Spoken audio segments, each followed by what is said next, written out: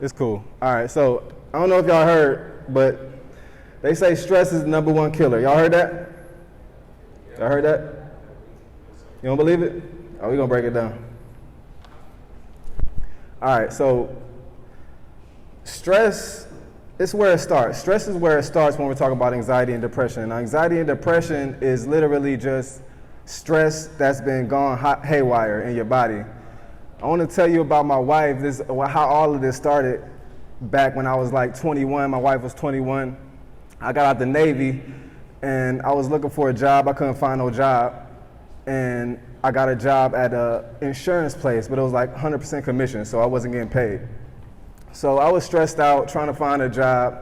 My girl was stressed out because, we didn't have nothing. We had just moved in with her sister. We moved in with her sister. She had an apartment that her father let her rent because he was a maintenance man. Now her father was on my back, you know what I'm saying, because I'm the new guy around and he think I'm just, just taking advantage of the situation. So he like, what is he doing? Like, where is his job? I'm only 21, you know what I'm saying? What is he doing? Where is he working? Unfortunately, I wasn't blessed to get, a job out of the Navy that had anything to do with it, so it was hard for me. So I'm at work one day, and my wife called me frantically. She panicking. She like, come home right now. I feel like I'm having a heart attack. So I don't remember if I went right then or how long it took, but I went home as fast as I could, and I know it was at least 30 minutes, and I got there and she was still tripping. She was like, yo, we gotta go to the hospital now. So I'm scared. We rushed to the hospital and they do all these tests, EKGs, all these different tests, and everything come back normal. They say, yo, I see nothing that would cause what you're explaining to me. Like you feel like you're having a heart attack. I don't know what would cause that because everything looks normal. So we went home, and over the next couple of months, we went back and forth to the emergency room because of the same thing. She kept on having these panic attacks, and then they just kept bringing up more and more symptoms. So eventually we went to a doctor and they diagnosed her with anxiety. Now, the moment that she called me when I was at work, she was worrying about everything that was going on. Like she was worried about her sister, dad being on my back. She was worrying about us not being able to pay the bills that we was paying. Even though we was staying there rent free, but we couldn't even afford to pay the utility bill. So she was sitting on the couch at the time I was at school, at the time I was at work, thinking about everything going on. She was worrying about everything going on, but she was sitting on the couch. Now that moment that she had a panic attack, what was going on? It was stress hormones flooding through her body because of her thought. The main stress hormone is called cortisol. Y'all probably heard that. When you're going through a stressful event, cortisol is released to protect you. Now cortisol is for events. It's for something that happens, an event that happens. Cortisol is released to protect you. All right. So cortisol is a good thing. Like if right now somebody busts up in here, right? Cortisol will instantly drown in our system, right? And it's for our protection, to speed up our heart rate, to pump oxygen through our blood. It suppresses our immune system. It suppresses all systems that aren't needed right now to escape or fight or flight. The problem with my wife at that time, she was sitting on the couch, right? Stressing about everything going on, not knowing the whole time she's releasing cortisol. Also, you're also releasing adrenaline, norepinephrine. You're releasing a lot of different things when you're worrying. Right then she was worrying. That was the event that she was doing, worrying. Worrying by itself activates cortisol while you're worrying. And a lot of people have this habit of worrying all the time. That's one event, worrying. Some people can worry all day. So what does that mean? That means cortisol is releasing in their bloodstream all day. Now, in the case of my wife, she was sitting on the couch. She wasn't doing anything. When cortisol is released, you're supposed to do something. You're supposed to fight or flight. The cortisol is giving you the energy to fight and be stronger or run and be faster. But she was just sitting on the couch. So what y'all think the cortisol was doing in her bloodstream? It's just sitting there, and it's not being used. If it was used, it would be metabolized much quicker. But since it's not being used because the cortisol is being released by thought, like that's not how it's supposed to be. Like it's supposed to be an event that happens, you get over it, you fight, you flight, it's over, and your cortisol goes down. Now, since it's about thought or worrying, you can do that all day. That's one thing. Another thing you can do all day or every day. Now, I know I got a couple people on my Facebook. I don't know if y'all still use Facebook, but it be people on my Facebook, I'll scroll on Facebook, and all they do is complain every day about everything. Like, you know the people that got a problem for every solution that you provide, they find a problem? That type of person. Like, complaining is another event that you do that triggers cortisol. And a lot of other things. Adrenaline, cortisol is released. Now, here's the tricky part when you're doing this, though. Like, when you complain, you're also releasing dopamine and serotonin, right? And oxytocin. Those sound like feel-good hormones, right? Y'all heard of those? Those are feel-good hormones. Now, it's tricky because when you complain, those are releasing in small amounts, making you feel good about complaining. It's making you feel good, making you feel like your complaints are valid, like you're validating yourself with your complaints. And it feels good in the moment because you have a spike of serotonin. But after that, it dips. But the whole time you're having that spike of serotonin and it dipping, the whole time cortisol is being released, all right? That's not good for the body at all. Cortisol is good in short terms, in events, but in prolonged periods, it breaks down the body. And it causes lots of diseases, not just anxiety, not just depression. It causes a lot of different things. So, my wife at that moment had a panic attack because of worry and thoughts, right? So, think about this. If cortisol was supposed to be used for one singular event, and then back in the day when we had to really survive, like these events didn't come very often. Like it wasn't very often that a lion run up on you or something and you had to fight or flight. So cortisol isn't something that needs to be released a lot. But a lot of people are literally drowning themselves in cortisol and adrenaline all day. Now, my wife found a CD cassette. Well, we both found it. We were watching TV and we found a CD cassette and they were talking about mindset.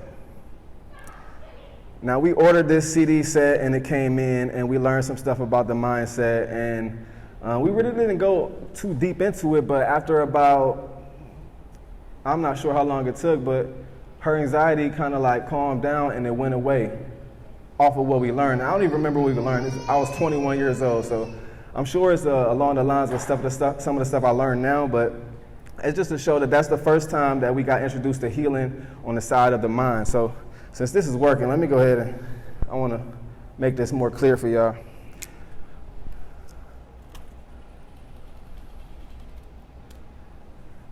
All right, so anxiety is caused by stress, all right?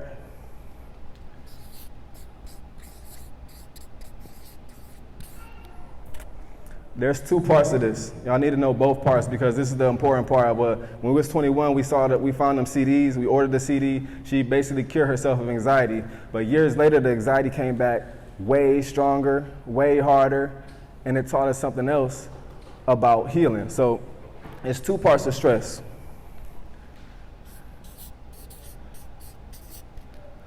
It's physical stress.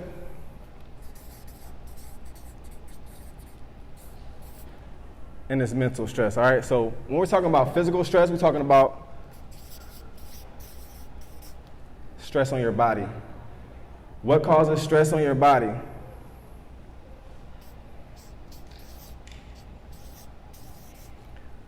The foods you eat cause stress on your organs. Acidic foods cause stress on your inner organs, okay? So you're literally like causing damage to your organs when you eat acidic foods, okay? That's how you're stressing out your physical body. On the other side, mental, of course, is mind. So that first set of CDs, you got a question? Okay. That first set of CDs taught us about the mindset. Okay, so we learned that healing can be done with mind, with just the mind, and it happened. Like her anxiety went away, and it was very severe. Like it wasn't no light anxiety. There's a difference between, like, a lot of people would say they have anxiety, but they just are anxious, or they're just, anxious and anxiety, completely different things. Like being anxious before a speech like this or before a big game or something, that's one thing. But anxiety is when it takes over your entire body. It causes more symptoms than I've seen anything else cause. Like it's a long list of symptoms. What's up, bro? I'm curious why people don't talk about the chemicals that's in the food that amplify the negative receptors in the mind. Why people don't talk about it? Right. It's hidden science. Like they don't want us to talk about it. But I see what you're saying though. So like, what kind of foods you talking about? Like a fake, like how they put preservatives in food. Right. And then it causes your mental imbalance. Yeah. And the acidity of meat and how it creates hormonal imbalance in women. Why they don't ever talk about that? Yeah, not only just meat, but also artificial sugars, soy, stuff like that can definitely change the chemicals in your body and give you a hormonal imbalance. Now, anxiety is a hormonal imbalance. Like that's exactly what's happening inside your body. Your hormones, your chemicals, like serotonin is a hormone. And people look at like estrogen. When they think about hormones, they just think about estrogen and testosterone, but serotonin is a hormone. So that's off balance. And it's definitely caused by the foods. It's definitely caused by the mind. And when you put both of them together and you're unaware of this, you're causing a lot of damage, and you think everything is good until that panic attack just comes out of nowhere and hits you.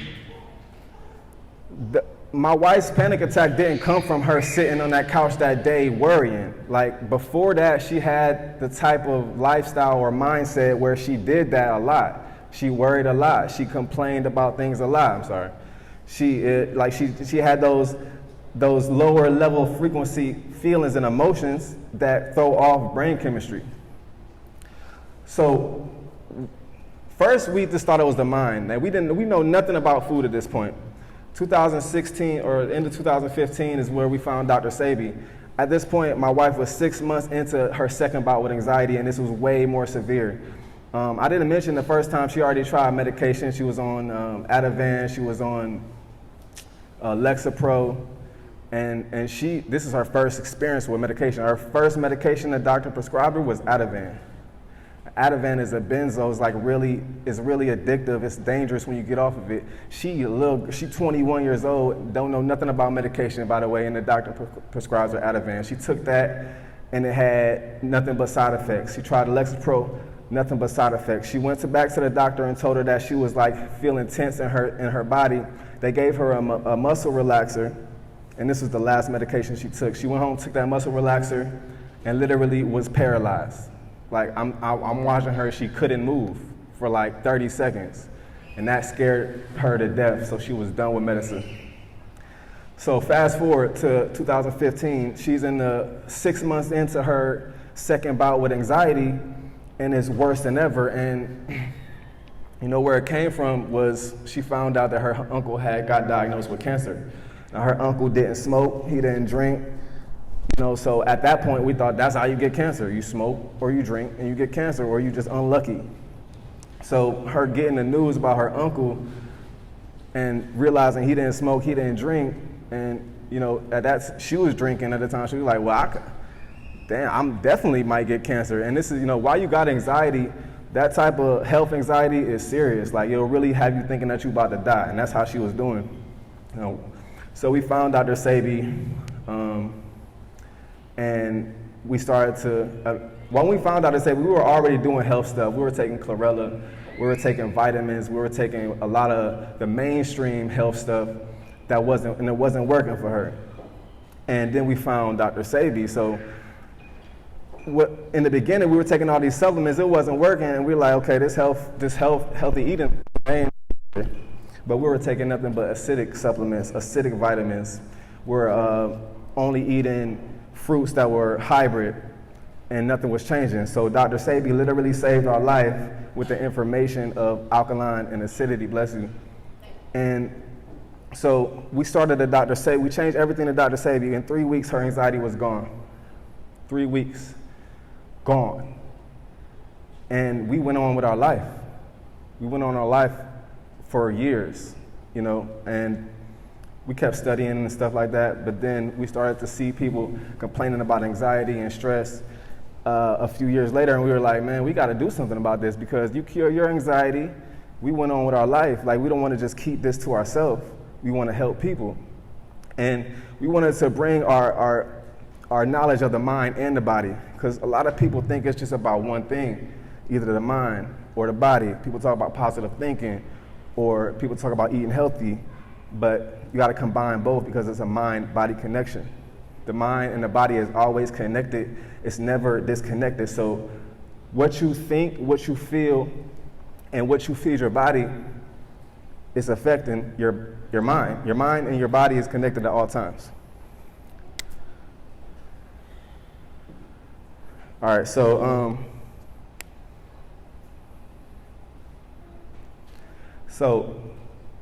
when you're thinking about curing anxiety, curing depression, now anxiety is, have y'all heard of SSRIs, right? That's like the Lexapro.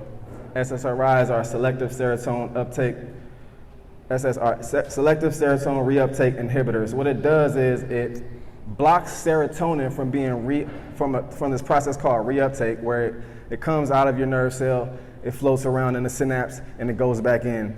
Now, what SSRIs do is they physically go in and they block the transporter where serotonin will come back in. So then it artificially makes more serotonin in your synapse, and you're supposed to feel better. And this is off of the theory that anxiety is linked to low serotonin, which it can be. But the problem is that anxiety can be caused by a whole lot of different things, not just low serotonin. So people just taking SSRIs, they're messing with their serotonin unnaturally, and that's why a lot of people have side effects from it. Now, serotonin is actually, magnesium and serotonin have a close relationship. So instead of medicine doing it the unnatural way, you can increase your level of magnesium in your diet, and your serotonin will go up. So magnesium low, serotonin low. Now we're dealing with depression, that's more like dopamine. All of these different hormones and chemicals are connected to different minerals that are probably missing from your diet, that if you were to just have more minerals in your diet, then those chemicals will be regulated. Now having the low amount of minerals, the chemicals are all off balance, and that's what they call a hormonal imbalance. So when it comes to the body, eating foods that are acidic and also drinking things like caffeine, using stuff like artificial sugars, all that stuff, it lowers the pH of your body and it causes inflammation in your body. Mindset, mindset is thoughts, feelings, and emotions. That's what they fall under. So doing these different events like complaining or worrying, etc., like there's a lot of different things that you can be doing that's literally triggering cortisol at all times while you're eating foods that's triggering cortisol at all times. So this stuff is just flowing through your bloodstream and you're not doing nothing about it, especially if you're not working out. So the first thing that you need to do is to move from a level of complaining, which is a low frequency, to starting to accept life as it comes. Like, what happens, it is what it is, and you should never try to make it what it ain't. Because when you do that, you're introducing resistance. Resistance is another thing, it's another event that you can do that triggers cortisol. So if y'all are seeing, there's like a list of different things that you can do during the day that will trigger cortisol in your body, and you will be living every day with cortisol being released through your body, and that's not how it's supposed to happen. And no matter how tough you are, The world's strongest man, I just seen something the other day, the world's strongest man came out about how he was struggling with anxiety. Like, he the world's strongest man. So it don't matter about how strong you are, how tough you are. The chemicals are tougher. So if they're not in balance, they're definitely gonna cause some problems. So moving from a state of complaining, you might not be able to get to a very, very high state right away, but you can move into a state of acceptance. Accept what you're dealing with. Like, if you're dealing with an illness, like, you gotta just accept that you're dealing with it and accept that you basically caused it yourself based on these things here. It's not just anxiety, it's not just depression, but they say 90% of all illnesses are self-induced. So I don't know if y'all heard of placebo effect. Y'all heard of placebo effect? Y'all heard of the nocebo effect? The nocebo effect is the opposite of the placebo effect. It's another thing called medical student syndrome, where like medical students they'll be studying an illness. Say they're studying some type of cancer or something like that, and they're studying and studying and studying it every day, day in and day out. Eventually, they start to feel the symptoms of whatever the disease is that they're studying. That's the nocebo effect. That's also just like when you're worrying about something and you're constantly worrying, you're causing the nocebo effect inside of your body. Like, so you're basically manifesting what it is that you're worrying about. That's the nocebo effect. It's a real thing. Look it up. So first is moving from a lower frequency of complaining to a higher frequency of acceptance. Once you can accept that it's happening, you know, you feel better about that, and then you can start to rise up to gratitude. And I definitely want to touch on gratitude. Rail touched on it, and I want to kind of build upon what he was talking about, because gratitude is one of the highest healing frequencies that you can operate at. And a lot of people don't even really understand gratitude. Like, if I ask them what they're grateful for, they might be like, I'm grateful for my mom, my dad, my kids, the roof over my head. Those are things that are obvious. You know what I'm saying? Like, you got to really like learn how to get it down to the very, very small thing. Like, when I was me and my wife, a little bit after her first bout with anxiety, we had broke up for a while, and I was living with a friend of mine, and he only let me stay with him for like 3 weeks, and then he kicked me out. But during that 3 weeks, and afterwards I didn't have nowhere to stay. I had a bag of clothes. During that 3 weeks, I had one pair of socks. I don't know if y'all, I had one pair of socks during that 3 weeks and afterwards.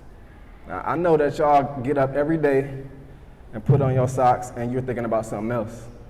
I guarantee you don't think about putting on your socks while you're putting on your socks, because it's become something that's so normal that you just take it for granted. During that moment, during those 3 weeks and afterwards, when I didn't have nowhere to stay, I had that one pair of socks and I didn't have access to a washing machine like that. So I had to put on them same dirty socks over and over. And like, unless you know what that's like, it's like you will never be able to appreciate clean socks. You know what I'm saying? It might sound small to y'all, like clean socks, whatever. But unless you're in that position so you know what it feels like to put on dirty socks over and over and over, and that feeling, it feels nasty. So ever since that day, when I put on clean socks, I'm thinking about the clean socks I'm putting on and how good they feel being clean. That's gratitude. That's real deep gratitude, like finding those little things that everybody else just kind of glosses over and really appreciating that.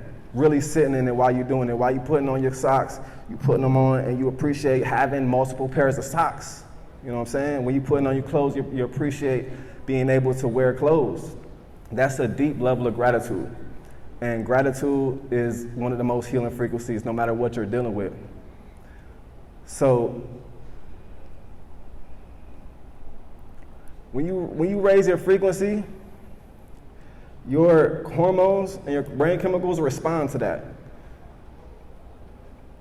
You can literally find different ways to trigger feel-good hormones all day, instead of being the type of person that triggers cortisol and adrenaline all day. All you gotta do is be intentional about it. Like, for example, don't resist. It is what it is. Never try to make it what it ain't, because that introduces resistance to your body. Resistance is automatically is automatically bringing stress to your body. You want to accept what's going on, and then you can move forward and be grateful that you are being blessed with information that'll help you heal. Because y'all didn't have to find Dr. Sebi, I didn't have to find Dr. Sebi, or whoever y'all here for. Those people were put into your life, and it's, you really got to be grateful for the opportunity to know this information, because a lot of people don't know this information, and they would never like run into this, and if they do, not everybody is receptive to this, you know what I'm saying?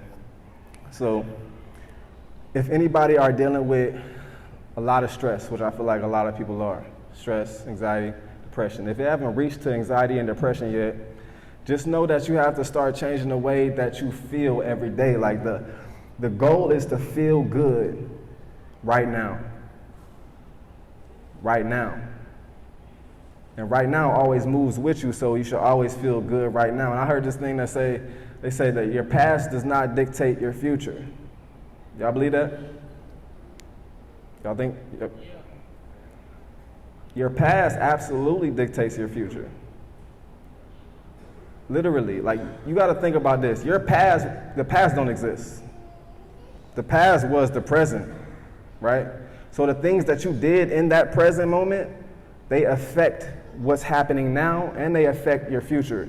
You just decide on how it affects it. So my wife's past of worrying a lot, it affected her future of that present moment when she had that panic attack. Everything she was doing, all of that was actually combining as a snowball effect, and then hit her with that panic attack.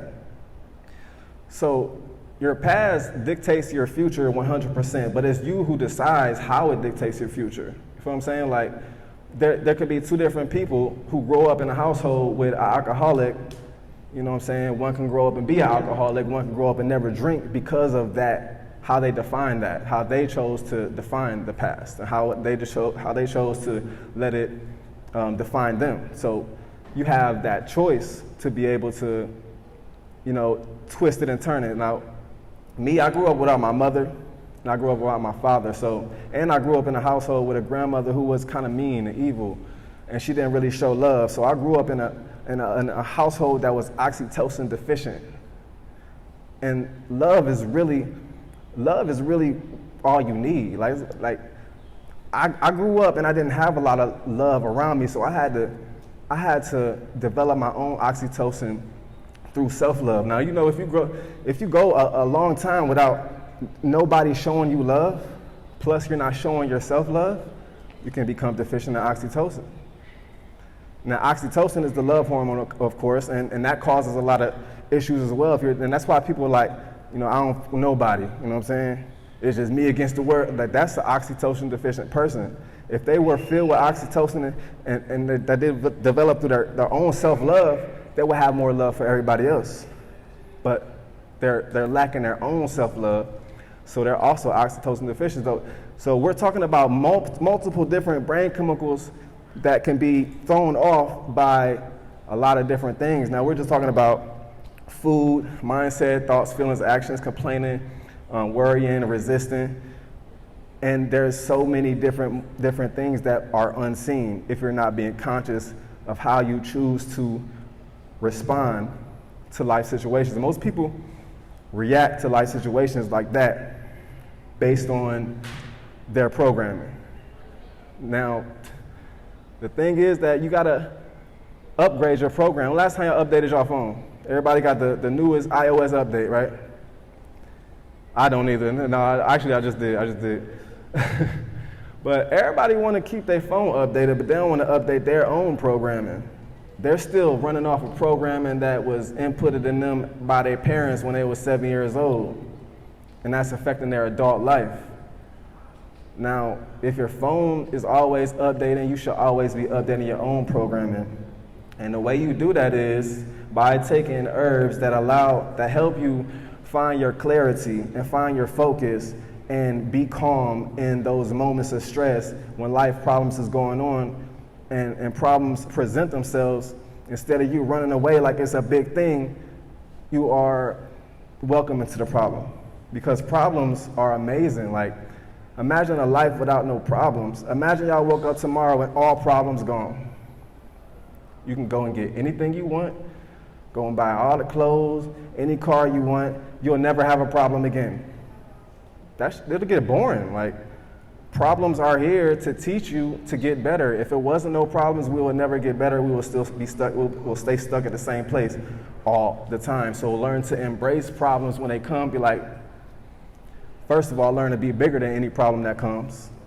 Always look at a problem like it's small. Like, okay, people are like, they get a problem and they're just like, oh my, bro, you never believe what happened to me, blah, blah, blah, blah. And it's like, all right, well, just calm down, because like, you're making a problem bigger than you. So you always have to be bigger than your problems.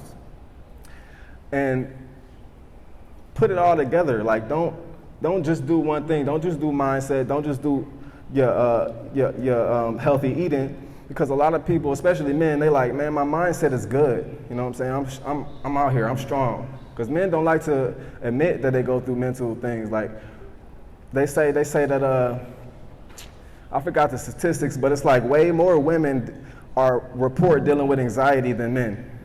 But barely no men report dealing with anxiety because they just don't want to talk about it. So we don't really know the numbers because men don't want to talk about it. And the truth is, like, it's not, like I said, the world's strongest man dealt with anxiety. So it's not about your manlyhood or nothing like that. It's about the foods you eating. And it can be about how you thinking about, you know, things that are in your surroundings as you grow up. Like growing up in the hood, like that's growing up, that's automatic trauma right there. Me growing up without my mom, without my dad, was a trauma for me. And I had to go in myself and really what's the word I'm thinking of? Just be my own chemist, basically. I had to be my own chemist in my brain and bring my cortisol levels down, bring my oxytocin levels up, bring my serotonin levels up. And I had to find a way to be really intentional about that, or right now I would be dealing with depression. I would be dealing with anxiety because I've been through a lot. So one of the things that I did as a kid was always learn to rely on myself for love and to always try to get better, because I found that one of the things that made me feel good and release a lot of serotonin, oxytocin, love for myself is getting better at something and watching myself getting better at it. So that's another thing when it comes to depression, is that you always want to have something that you are striving towards. You want to strive towards a goal of some sort. And you want to really get to the point where you're, like I said earlier, you look at problems like they are your baby. Like people get problems and then they neglect the problem. Like the problem will be here, they'll turn away from the problem and act like that's going to make it go away. But the whole time they're doing that, the problem is growing back there. It's growing, it's getting bigger. The more you neglect it, the more it grows and gets bigger till you turn around and take a look at it, and it's a big ass problem now. And you gotta handle that problem. So now you gotta handle a big problem instead of a smaller problem. You know what I'm saying? So definitely become more appreciative of problems and understand why they're here. They're not here for you to complain about them. They're not here for you to go and just give up. Like, they're here to teach you something that you don't know yet, so you can become a better person. And to resist problems and to act like you don't want problems to happen, like I said, just go back to that idea about it being no problems. If there was never no problems, this would be a boring life. And I feel like a world with no problems would be a lot of depression. Excuse me personally. Because it is by facing problems and solving them problems that we are able to be proud of ourselves and to practice that self-love. If there was never a problem to solve, then we wouldn't be able to have that opportunity. So I wasn't really prepared to talk 30 minutes, so I'm gonna wrap it up. But if y'all have any questions, let me know. You come up to the mic. But to wrap it up, anxiety is caused by stress. Okay, stress is in two parts: physical and mental stress. Always remember that. You know, whatever you're eating, you're either feeding or healing your anxiety. You're either feeding or healing your disease. So Whatever you eat, are you stressing your body out by eating that? All right. And whatever you think, whatever you feel, are you stressing yourself out by feeling that? You need to get more intentional about becoming your own chemist and balancing out your hormones. And there's many ways to do that. Another real easy way to do that is by stretching. And I know stretching is something that a lot of men don't like to do because they think it makes them look sus if they're in a too crazy position. And the crazy thing is, like, the craziest positions are some of the most healing positions when you're stretching. You know, I heard a story of somebody that super tough dude. He ran ultra marathons. He broke the record for pull-ups, and he was a complete badass. And he had crazy health problems that hit him and put him down, put him in the hospital. He damn near almost died. And guess what it came from? Never stretching. That's it. Just never stretching. So a tight body, it was his psoas muscles that was so tight that he started to develop all type of stuff going on and through his body, all crazy, all because of not stretching. Now, when you stretch, endorphins are released, another feel-good hormone. So then you are intentionally releasing another feel-good hormone in your body, stretching, just by stretching them. And also light working out, walking. Walking is the most simple workout, but it is very good for releasing feel-good hormones. So intentionally live your day trying to be your own chemist by making sure that what you're ingesting and the things that you're thinking and feeling are of a high frequency, and you'll be good. Like, one of the main things is the resistance. Like, when things happen, it is what it is. Never try to make it what it ain't, because that's when the resistance comes. That's when you feel that inside your body, and that definitely causes diseases. All right, so if y'all have any questions, let me know. If not, check us out in the back. On that table back there, we got all kind of herbal tea blends that we put together, all alkaline herbs. Everything is what we learned from Dr. Sebi, from years and years of study. We are stamped and approved, endorsed by Victor. He know that we the real deal. We got the sea moss back there. And yeah, if y'all have any questions about mindset, how to intentionally be your own chemist, let me know, and I appreciate y'all.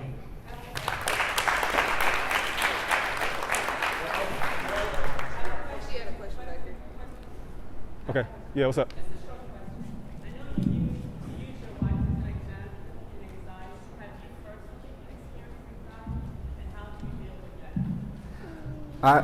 Personally, I haven't experienced anxiety, so I can't really speaking on myself, but I watched her every second of the way, you know what I'm saying? So I saw all that she went through, every symptom that she went through. I was the one that took her to the hospital back and forth. It was all me, so I basically lived it vicariously through her, but I just haven't felt it. But just by seeing the pain on her face and seeing everything she went through, I know that's one of the worst things you can go through.